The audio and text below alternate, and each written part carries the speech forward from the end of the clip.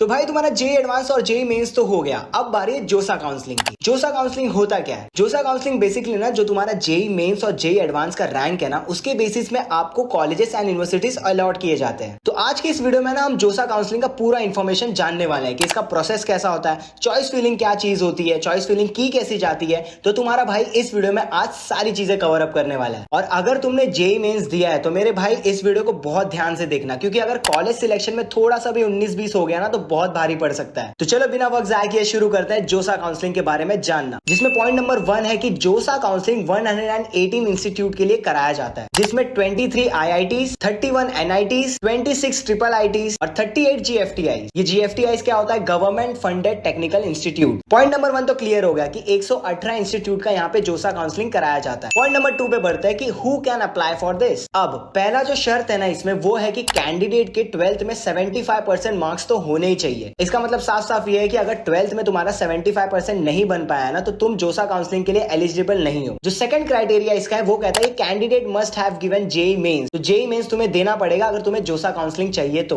और third point ये है कि अगर आपने जेई एडवांस दिया तो आप IITs के लिए अप्लाई कर सकते हो, वरना जेई मेंस से भी आपका काम चल जाएगा। मतलब ये पॉइंट जेई एडवांस वालों के लिए कि अगर आपने दिया है तो आप IITs के लिए आराम से अप्लाई कर सकते हो, वरना जेई मेंस वाले भी अप्लाई कर सकते हो जोसा काउंसलिंग के लिए। अब अगला पॉइंट ये है कि जोसा काउंसलिंग स्टार्ट कब होता है। तो जैसे ही जेई एडवांस का पेपर हो जाता है ना तो जोसा काउंसलिंग स्टार्ट हो जाता है। अब ना इसके प्रोसीजर के बारे में एकदम ध्यान से पढ़ते हैं कि रजिस्ट्रेशन कैसे होती है, चॉइस फिलिंग क्या है, इसमें कुछ फीस लगता है या नहीं लगता है। तो ये सारी चीजें हम आगे वाले वीडियो में जानेंगे। Number 1 registration. तो देखो रजिस्ट्रेशन के लिए ना बिफोर रजिस्ट्रेशन कोई भी फीस नहीं लगती है जोसा काउंसलिंग में, ठीक है। तो अपना रजिस्ट्रेशन करा लो। बेसिक डॉक्यूमेंटेशन होती है जैसे कि आपका 10th एंड 12th का मार्कशीट हो गया, या फिर आपका आधार कार्ड, पैन कार्ड जो भी होता है वगैरह वगैरह, वो डॉक्यूमेंटेशन आपको कराना है रजिस्ट्रेशन के वक्त। अब देखो अगर आप जनरल कैटेगरी से हो और आपका रैंक 1.5 लाख से अंदर है तो जोसा काउंसलिंग के लिए अप्लाई कर दो। और अगर ओबीसी से हो और 2 लाख के अंदर है तो भी जोसा काउंसलिंग के लिए अप्लाई कर दो। या फिर आप अगर SC ST कैटेगरी से हो और आपका रैंक 2.5 लाख या 3 लाख से अंदर है तो जोसा काउंसलिंग के लिए तुरंत अप्लाई कर दो, ठीक है। मतलब 2.5 लाख के लिए भी कर सकते हो, 3 लाख, 4 लाख, 5 लाख तक भी है अगर, तो जोसा काउंसलिंग के लिए जरूर अप्लाई करो। क्योंकि ना जोसा काउंसलिंग के बाद ना एक CSA भी राउंड होता है जो कि एक स्पॉट राउंड भी होता है। उसमें बेसिकली होता क्या है ना, जो जोसा में सीट बची है ना तो उसमें फिल करी जाती है। तो इसलिए अगर तुम्हारा रैंक 5 लाख 4 लाख तक भी है ना तो फिल कर दो। अब अगला मेन स्टेप आता है चॉइस फिलिंग। ये जो चॉइस फिलिंग जो चीज है ना बड़ा ही क्रूशियल स्टेप होता है, ये बड़ा ही इंपॉर्टेंट स्टेप है, ठीक है। इसमें करना क्या होता है, जो जो कॉलेजेस आपको चाहिए आपके रैंक के अकॉर्डिंग आप उसे ना लिस्ट करते हो अपनी प्रायोरिटी के हिसाब से। इसमें आपको एक ऑर्डर बनाना पड़ता है प्रायोरिटी के हिसाब से, जो जो कॉलेजेस आपको चाहिए, जो जो यूनिवर्सिटीज आपको चाहिए, आपको एक लिस्ट तैयार करना होता है चॉइस फिलिंग में। अब ना जो भी अलॉटमेंट होता है ना वो ऊपर से होता है, मतलब सिस्टम चेक करेगा कि ऊपर से आपका कौन सा कॉलेज में रैंक मैच हो रहा है, वहां पे आपको वो कॉलेजेस अलॉट कर दे। जिसका मतलब अगर ऊपर से आपका जो भी सुटेबल रैंक है, जो भी आपका रैंक आया है उसके हिसाब से सुटेबल यूनिवर्सिटीज कौन सी है वो सिस्टम चेक करके आपको अलॉट कर देगा। और ये चॉइस फिलिंग जो है ना बहुत ही ज्यादा इंपॉर्टेंट है, इस पर ही सारा खेल डिपेंड होता है। दैट मीन अगर तुमने चॉइस फिलिंग सही से नहीं किया होगा तो सारा चीज गड़बड़ हो जाएगा। इसलिए जो चॉइस फिलिंग है एकदम पेशेंस से सोच समझ के करना। अच्छा, जब भी चॉइस फिलिंग करने जाओगे ना एक बात हमेशा याद रखना, आपको ये ऑप्शन सिलेक्ट करना कि will lock my choice later. इस ऑप्शन को हमेशा ध्यान में रखना, नहीं तो आपका चॉइस जो है ना वो लॉक हो जाएगा, ठीक है। तो ये ऑप्शन जो है will lock my choice later, इसको हमेशा सिलेक्ट करके ही अपने चॉइसेस लगाना। तो चॉइस फिलिंग समझ गए कि अपने हिसाब से अपने प्रायोरिटी के हिसाब से आपको लिस्ट करना है कॉलेजेस एंड यूनिवर्सिटीज। अब चॉइस फिलिंग हो गई। अब उसके बाद क्या, उसके बाद ना जोसा के 6 राउंड्स होते हैं, ठीक है। जोसा काउंसलिंग के 6 राउंड्स होते हैं। उस 6 राउंड्स में आपको कॉलेजेस अलॉट किए जाते हैं एंड उसमें भी आपको 3 ऑप्शन मिलता है, फ्रीज, फ्लोट एंड स्लाइड। अभी फ्रीज, फ्लोट एंड स्लाइड क्या है वो हम आने वाले वीडियो में जानेंगे कि ये बेसिकली जो टर्म्स है ये क्यों हमें दिए जाते हैं, इसके यूजेस क्या है, ठीक है। अब चॉइस फिलिंग तो हो गई। अब नेक्स्ट स्टेप क्या, तो नेक्स्ट स्टेप आता है मार्कशीट अलॉटमेंट। अब ये मार्कशीट अलॉटमेंट होता क्या है, तो मार्कशीट अलॉटमेंट ये होता है ना कि लास्ट ईयर के बेसिस पे जो आपने अभी करंट कॉलेजेस चूज किया है या जो भी करंट प्रायोरिटी लिस्ट आपने बनाया है उसके हिसाब से आपको कॉलेजेस अलॉट किए जाते हैं। अलॉट किए जाते हैं मतलब एक प्रीव्यू दिया जाता है, यू नो, एक प्रीव्यू, एक मॉक प्रीव्यू दिया जाता है कि जो आपने ऑर्डर लगाया तो वो बेसिस पे लास्ट ईयर के बेसिस पे आपको ये कॉलेजेस मिल सकते हैं। ये आपका एक्चुअल अलॉटमेंट नहीं होता है, बस एक ये प्रीव्यू देने के लिए एक मार्कशीट अलॉटमेंट का स्टेप होता है ताकि आपको आइडिया मिल जाए आपने कॉलेजेस सही से प्रायोरिटी वाइज लगाया है कि नहीं लगाया, ठीक है। तो ये एक मार्कशीट अलॉटमेंट का प्रोसेस होता है जिसमें आपको पूरा आइडिया रफली मिल जाता है कि आपने जो भी कॉलेजेस आपने सेट किया वो सही से आपने सेट किया है कि नहीं। अच्छा, अब आपने कर लिया चॉइस फिलिंग भी, आपको हो गया मार्कशीट अलॉटमेंट का प्रोसेस। अब आगे क्या, अब ना जोसा के राउंड शुरू होते हैं, ठीक है। अब जो मैंने 6 राउंड्स बताए थे ना आपको, अब वो धीरे धीरे धीरे धीरे शुरू होता है। अब हम समझते हैं सीट एक्सेप्टेंस फीस क्या होता है और ये कब कब दी जाती है, किसके लिए दी जाती है, ठीक है। अब इसे ना हम एक एग्जांपल से समझते हैं कि सीट एक्सेप्टेंस फीस कब दी जाती है, क्या होता है, या सीट लॉक करना क्या होता है, ठीक है। एक एग्जांपल से समझते हैं। अब देखो, तुमने ना चॉइस फिलिंग के प्रोसेस में ना 5 कॉलेजेस को लिस्ट कर दिया अपने प्रायोरिटी वाइज, जैसे कि A, B, C, D and E, ठीक है। अब तुम्हारा राउंड 1 शुरू होता है, ठीक है। जोसा काउंसलिंग का तुम्हारा राउंड 1 शुरू हो गया।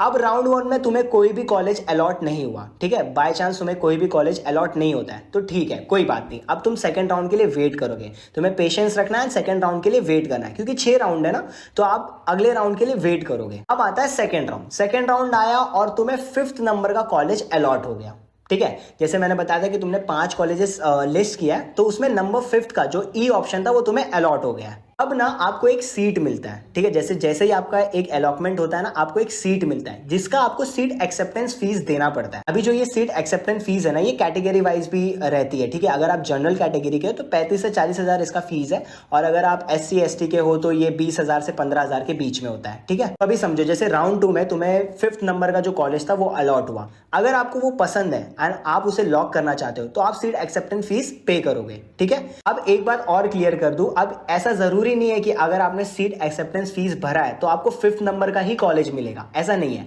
आप दूसरे राउंड के लिए भी वेट कर सकते हो, आपको हो सकता है ऊपर वाले कॉलेजेस में मिल जाए, पर एक बार अलॉटमेंट हो गया ना आपको, तो आपको अपनी सीट बुक करने के लिए, जैसे कोई भी फ्लाइट में हम जाते हैं उड़ने के लिए तो सीट बुक करनी पड़ती है ना, तो आपको वो सीट बुक करने के लिए वो एक्सेप्टेंस फीस देनी पड़ेगी, ठीक है। तो ऐसा जरूरी मत समझो कि अगर तुम्हें 5th नंबर पे ही अलॉट किया है तो तुम 5th नंबर के लिए ही वो सीट एक्सेप्टेंस भर रहे हो, बल्कि तुम ऊपर वाले ऑर्डर्स के लिए भी भर सकते हो। अब ना एक मैं फ्री में एडवाइस देता हूँ कि जब भी सीट एक्सेप्टेंस फीस भरोगे तो नेट बैंकिंग के थ्रू भरना, डेबिट कार्ड वाला थोड़ा लोचा भी हो सकता है, ठीक है। तो नेट बैंकिंग के लिए ज्यादा मैं प्रेफरेबल हूँ कि नेट बैंकिंग से अगर कर सकते हो तो फीस वहीं से पे करना। अब आते हैं हम फ्रीज, फ्लोट एंड स्लाइड में, ठीक है। अब फ्रीज, फ्लोट, स्लाइड, ये जो 3 टर्म है ये है क्या, मैं तीनों समझाता हूँ तुम्हें, वो पहले वाले एग्जाम्पल को लेके, ठीक है। अब फ्रीज क्या होता है, अब सपोज तुम्हें 5th नंबर का कॉलेज अलॉट हो चुका है, ठीक है। अब तुमने जो 5th नंबर का कॉलेज है वो देखा, यार तुम्हारे पसंद का है, ठीक है। अब तुम क्या करोगे, उसे फ्रीज कर लोगे कि हाँ भाई मैं खुश हूँ, ये जो 5th नंबर वाला कॉलेज है मैं खुश हूँ उससे, मुझे ये फ्रीज कर दो एंड यही मुझे अलॉट कर दो।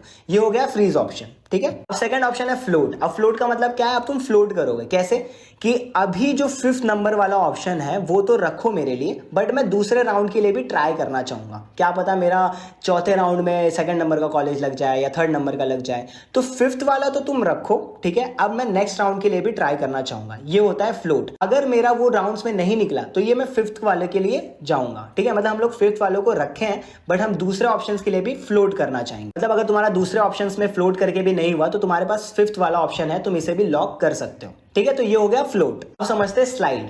अब स्लाइड क्या होता है, जैसे समझ लो 5th नंबर पे ना मैंने डाला है इलाहाबाद यूनिवर्सिटी। अब मुझे चाहिए इलाहाबाद यूनिवर्सिटीज ही, बट ना मुझे जो उसके ब्रांचेस है ना वो थोड़े लेवल अप चाहिए। जैसे समझ लो तुम्हारा 5th ऑप्शन लगा है इलाहाबाद बायोटेक्निक में, ठीक है, बायोटेक्नोलॉजी में, ठीक है।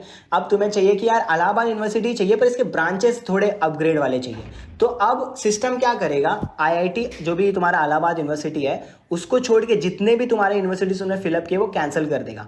अब इलाहाबाद यूनिवर्सिटी में अलग अलग ब्रांचेस रहेंगे, तो जो भी टॉप के ब्रांचेस सिस्टम अगर उसे रिव्यू करेगा, अगर जो टॉप के ब्रांचेस है वो तुम्हें अलॉट कर देगा, ठीक है। तो ये होता है स्लाइड का ऑप्शन कि यार मुझे यूनिवर्सिटी सेम रखनी है बट मेरे जो ब्रांचेस है वो थोड़ा लेवल अप करना है, ओके। ये 3 ऑप्शन तुम्हें मिलता है, freeze, float and slide. Freeze में क्या है, जो तुम्हें कॉलेज मिला वही तुम लॉक कर देते हो। फ्लोट में क्या है, तुम दूसरे ऑप्शन के लिए जाना चाहते हो बट वो ऑप्शन को तुम स्टे पे लगाते हो, ठीक है।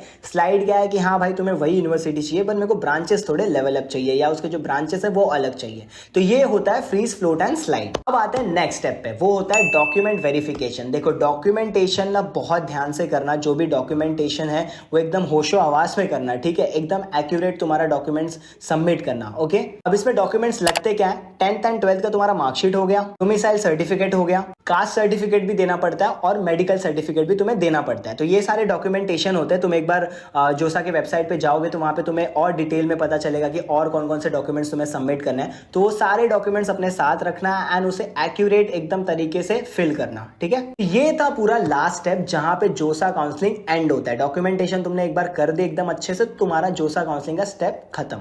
उसके बाद तुम्हें सिर्फ राउंड्स के लिए वेट करना है ना। और जो भी तुमने चॉइसेस लगाए हैं, जैसे ही तुम्हारा उससे उस हिसाब से सेट हो जाता है तो तुम्हें जो कॉलेजेस है वो लॉक करना है, ठीक है। ये था जोसा काउंसलिंग का पूरा प्रोसेस कि तुम्हें कैसे करना है, फ्लोट, फ्रीज, स्लाइड ये क्या होता है, चॉइस फिलिंग क्या होती है। एंड जोसा का वेबसाइट तो तुम्हें पता ही है, जो कि josa.nic.in, तो वहां पे जाके तुम स्टडी भी कर सकते हो, उसे जाओ, देखो, विजिट करो एंड रजिस्टर करो अपने आप को।